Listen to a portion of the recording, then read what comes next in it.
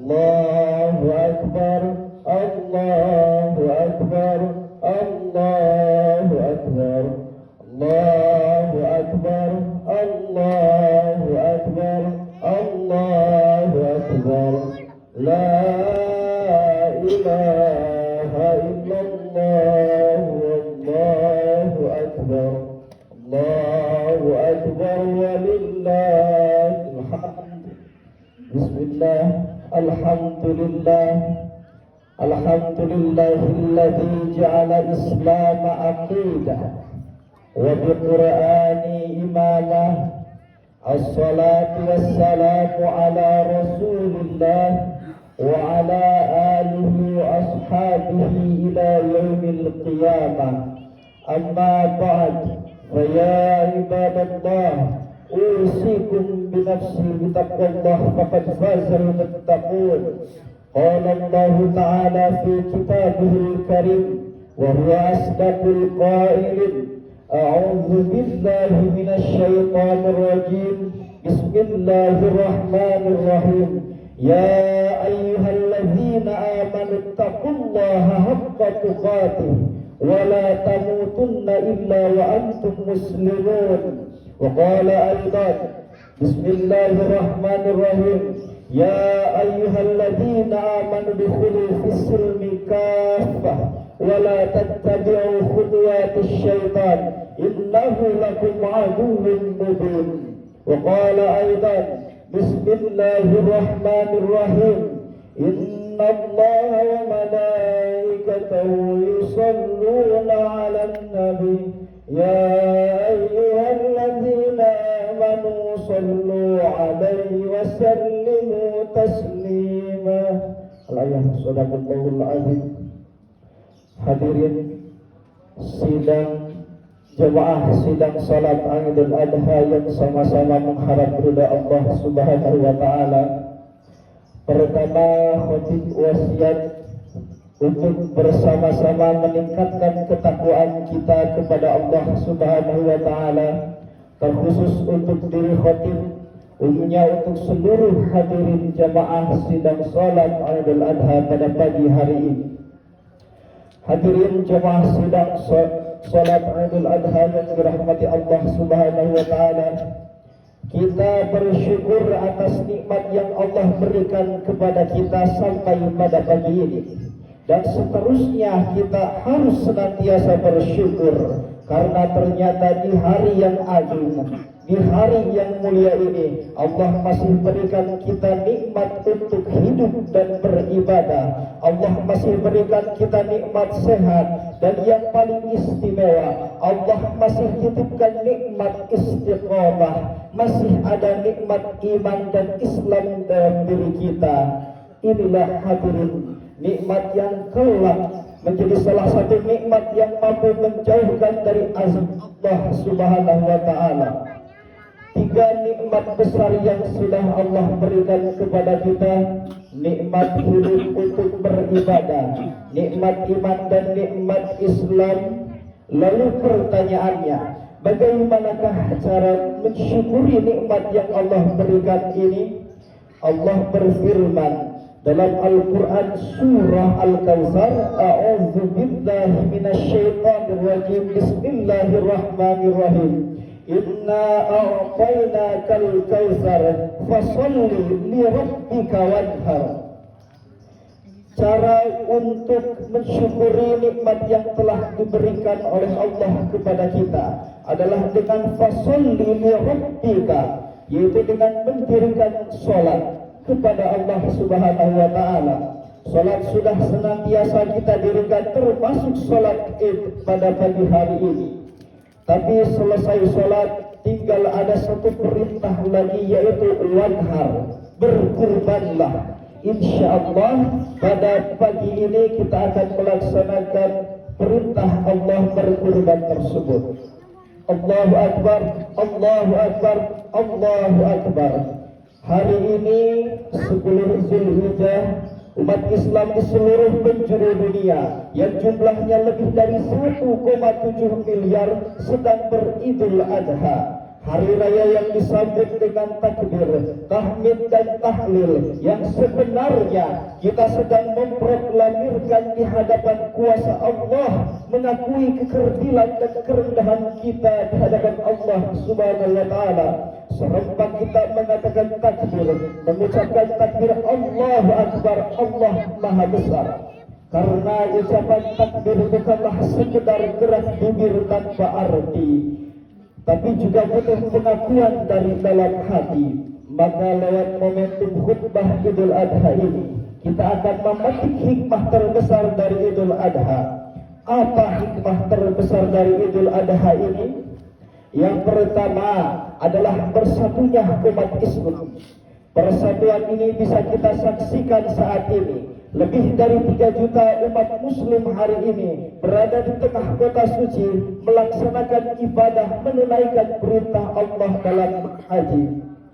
Di sana kita lihat lautan manusia itu membuat panorama yang sangat menakjubkan memenuhi angkasa. Disitulah kita baru sadar, saudaraku yang dirahmati oleh Allah Subhanahu wa taala, di sana tidak dibedakan. Semua serempak membaca talbiyah, labbaik Allahumma labbaik. Kami datang memenuhi panggilan-Mu ya Allah. Labbaik la syarika lak labbaik. Kami datang memenuhi panggilan-Mu ya Allah. Tidak ada sekutu bagi-Mu ya Allah. Innal hamda, segala pujian, wa nikmata, segala kenikmatan, laka wal mulk, dan segala kekuasaan milik-Mu ya Allah. La syarika lak, tidak ada sekutu bagi-Mu ya Allah. Kita saksikan saudara-saudara kita yang sedang berhaji. Saat itu pakaian mereka sama sejak miqat, pakaian mereka sama, helai kain putih, warnanya putih seperti kain kafan pembungkus mayat, mengingatkan kita akan kematian. Tanpa terkecuali, mereka tidak dibedakan mana pakaian yang muda dan yang tua, mana pakaian yang terhormat dan yang awam, mana pakaian yang cukup makan atau kurang makan, mana pakaian yang bahagia dan mana yang sengsara. Semua sama, mengucapkan talbiyah yang sama, pakaian yang sama, berangkat dari tempat dan waktu yang sama, dan akan tiba pada waktu dan tempat yang sama pula. Islam sedang mengajarkan kepada kita, kalau hari ini kita di kampung halaman kita atau di kebangsaan ini, kita bersaudara karena saudara atau berkeluarga. Kalau di kampung halaman kita bersaudara karena satu suku, satu bahasa, Allah sedang ajarkan kepada kita lewat Idul Adha, lewat ibadah haji. Saudaraku yang dirahmati oleh Allah Subhanahu wa taala, Allah mengajarkan kepada kita bahwa ada yang lebih hebat, bahwa ada yang lebih dahsyat, lebih dari sekedar saudara karena darah dan bahasa. Apa itu hadirin?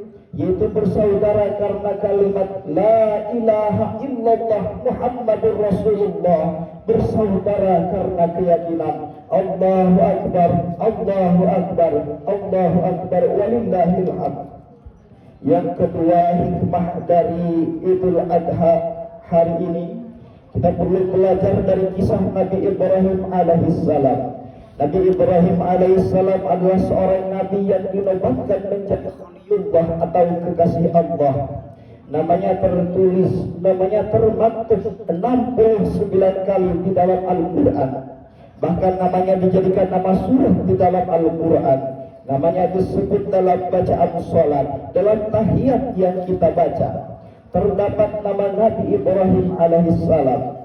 Nabi Ibrahim memiliki sifat yang dapat kita teladani. Yang pertama yaitu sifat hanif. Ia lurus dan ia condong kepada kebenaran. Ia tidak condong kepada anaknya, ia tidak condong kepada istrinya, ia condong lurus kepada kebenaran. Sifat yang kedua setelah hanif, ia berserah diri kepada Allah. Ia tidak berserah diri kepada hartanya, ia tidak berserah diri kepada ayahnya, tetapi hadirin, ia berserah diri kepada Allah Subhanahu wa taala. Pelajaran lewat ujian dan pengorbanan Nabi Ibrahim alaihissalam, pengorbanan demi pengorbanan, ujian demi ujian yang dilalui oleh Nabi Ibrahim alaihissalam. Yang pertama, Nabi Ibrahim itu diuji lewat ayah kandungnya sendiri. Al-Quran menceritakan ayah Nabi Ibrahim yang bernama Azar. Dia adalah seorang pembuat patung dan penyembah patung saat itu. Nabi Ibrahim berkata kepada ayahnya, "Hai ayahku, apakah patung ini kau buat lalu kau sembah-sembah?" Apa jawaban Azar ayahnya Nabi Ibrahim alaihissalam? Bukan menyambut dengan kalimat santun, bukan menyambut dengan kalimat yang sopan, tapi dia malah berkata keras dan kasar kepada anaknya, "Ya Ibrahim, kalau engkau tidak berhenti menceramahiku, kalau engkau tidak berhenti menasihatiku, akan kulempar engkau, akan kurajam engkau sampai mati. Wahai Ibrahim, tinggalkan aku sendirian." Ayahnya seorang pembuat patung dan penyembah patung. Ketika dinasihati malah berkata keras, tapi tidak membuat Nabi Ibrahim terhitung durhaka, karena ucapan Nabi Ibrahim terhadap ayahnya, walaupun akan dirajam dan diusir, Nabi Ibrahim alaihissalam dengan penuh kesabaran menjawab, "Salamun alaik." Salam keselamatan untukmu hai ayahku. Astagfirullaka Rabbi. Aku akan tetap meminta ampunan kepada Allah atas dosa-dosamu. Innahu kana Rabbi hafiyya. Karena Tuhanku sangat dekat denganku. Karena Tuhanku sangat baik kepadaku. Allahu Akbar, Allahu Akbar, Allahu Akbar, walillahil hamd. Selesai ujian dari seorang ayah, datang lagi ujian dari masyarakatnya. Ketika Nabi Ibrahim alaihissalam sedang mengajarkan tauhid kepada masyarakatnya, Ibrahim berkata, "Hei orang-orang kampungku, kalau berhala Tuhan yang kalian sembah itu tidak bisa menolak mudarat kepada dirinya, bagaimana mungkin dia menolak mudarat dan mendatangkan manfaat kepada kalian? Patung-patung itu tidak bisa melihat dan mendengar, tapi kenapa kalian sembah?" Tetapi masyarakat tersebut keras kepala sehingga berdebat dengan otak dan mereka kalah. Mereka menggunakan kekuatan otot. Mereka membakar Nabi Ibrahim alaihissalam. Nabi Ibrahim dibakar. Harapan mereka Nabi Ibrahim hancur menjadi debu. Tapi Allah berkata lain. Mukjizat turun kepada Nabi Ibrahim alaihissalam. Di tengah gejolak api yang dahsyat, Nabi Ibrahim alaihissalam keluar dalam keadaan kedinginan dan diberikan keselamatan oleh Allah. Allahu Akbar, Allahu Akbar, Allahu Akbar, walillahil hamd. Diuji lewat ayahnya, ia lulus. Diuji oleh orang kampungnya, Nabi Ibrahim lulus. Tapi ternyata ujian belum berhenti. Ujian terbesar dan terdahsyat datang kepada Nabi Ibrahim. Ia mendapat ujian lewat anak kandungnya sendiri. Anaknya yang ia tunggu-tunggu selama 86 tahun lamanya.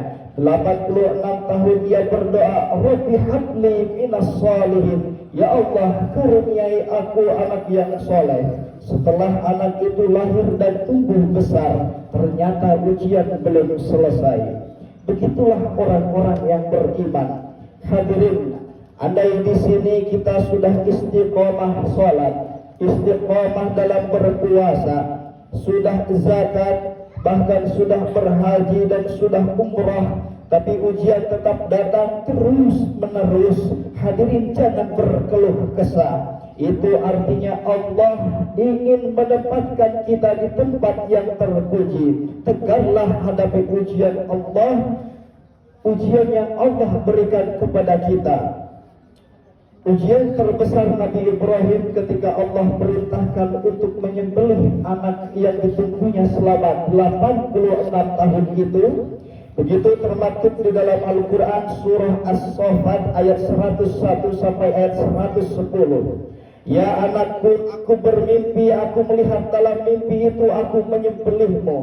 Perlu diketahui hadirin, mimpi para nabi tidak sama dengan mimpi kita. Karena mimpi para nabi bukan bisikan setan. Mimpi para nabi tidak sama dengan mimpi kita, tetapi mimpi para nabi adalah wahyu. Ketika wahyu itu datang, ia sampaikan kepada anaknya. Nabi Ismail alaihissalam menjawab, "Ya, insya Allah, kalau memang Allah wahyukan aku disembelih, hai ayahku, laksanakanlah apa perintah Allah." Nabi Ismail tidak sombong. Ia berkata, "Insya Allah engkau akan dapati aku menjadi golongan orang-orang yang sabar." Allahu Akbar, Allahu Akbar, Allahu Akbar. Begitulah hadirin kehidupan Nabi Ibrahim alaihissalam, penuh dengan pengorbanan, penuh dengan ujian, dan ujian terberat saat itu adalah ujian dari anaknya sendiri. Begitu juga kita hari ini hadirin, ujian dan cobaan datang silih berganti menghampiri kita. Itu tidak lain karena Allah ingin menempatkan kita di tempat yang terpuji. Allah sedang melihat kepada kita seberapa besar rasa sabar dan pengorbanan kita terhadap ujian Allah Subhanahu wa Ta'ala. Dulu ujian terbesar Nabi Ibrahim alaihissalam diperintahkan untuk menyembelih anaknya. Tapi hari ini hadirin, Allah tidak minta nyawa anak kita. Yang Allah minta adalah hasil bisnis, hasil dagang, hasil sawah, ladang usaha dan gaji kita. Yang Allah minta untuk berkorban sebagai bentuk untuk mendekatkan diri dan pengorbanan kepada Allah Subhanahu wa Ta'ala. Kesimpulan yang dapat kita petik pada khutbah salat Id pada pagi hari ini adalah, pertama, umat Islam adalah umat yang punya persatuan luar biasa. Hari ini Allah ajarkan kepada kita bahwa persatuan bukan hanya bersatu karena kita saudara atau keluarga, bukan hanya karena kita satu suku, satu bahasa. Hari ini Allah ajarkan kepada kita ada persaudaraan yang lebih dahsyat, yaitu bersaudara karena la ilaha illallah Muhammadur Rasulullah. Kesimpulan yang kedua yang dapat kita petik hari ini, hari berkurban yang punya kisah luar biasa di baliknya. Maka apabila kita memiliki rezeki, berkurbanlah. Karena kurban salah satu cara kita untuk mendekatkan diri kepada Allah Subhanahu wa Ta'ala, dan merupakan bentuk dari mensyukuri nikmat yang telah Allah berikan kepada kita. Kesimpulan yang terakhir yang bisa kita petik, dan ini adalah kesimpulan yang memiliki banyak hikmah dan harus kita teladani, adalah belajar dari keluarga Nabi Ibrahim alaihissalam. Ia mengajarkan kepada kita kesabaran dan keikhlasan untuk menggapai ridha Allah Subhanahu wa Ta'ala.